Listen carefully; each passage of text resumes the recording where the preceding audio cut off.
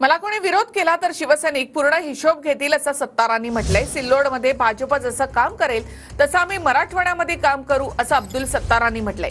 महायुतीमधील मंत्री अब्दुल सत्तार यांनी भाजपला इशारा दिलाय। तर आमच्यातून गेलेल्या गद्दारांना भाजप नक्की संपवणार असं अंबादास दानवे म्हणाले। अब्दुल सत्तारांनी केलेल्या वक्तव्यावर अंबादास दानवे यांनी प्रतिक्रिया दिली।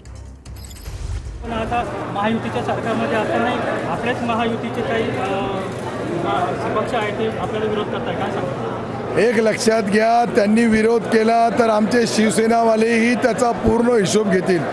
ज्या पद्धतीने भारतीय जनता पार्टीचे कार्यकर्ते सिल्लोडमध्ये काम करतील त्याच पद्धतीने आम्हीही पुऱ्या मराठवाडाभर महाराष्ट्रभर काम करू। भारतीय जनता पार्टी असेल आता त्यांना शिवसेना कसं म्हणजे सगळे गद्दार लोक आहेत। अब्दुल सत्तार असो काही कसले शिवसेना, भारतीय जनता पार्टी कशी आहे, मोठा मासा लहान मसाला खाऊन टाकतो, तशा पद्धतीनं भारतीय जनता पार्टी आपल्या सहकारी पक्षांना खाण्याची त्यांची वृत्ती आहे। परंतु यांना सुद्धा आता ते पूर्णपणे नेस्तनाबूत करतील।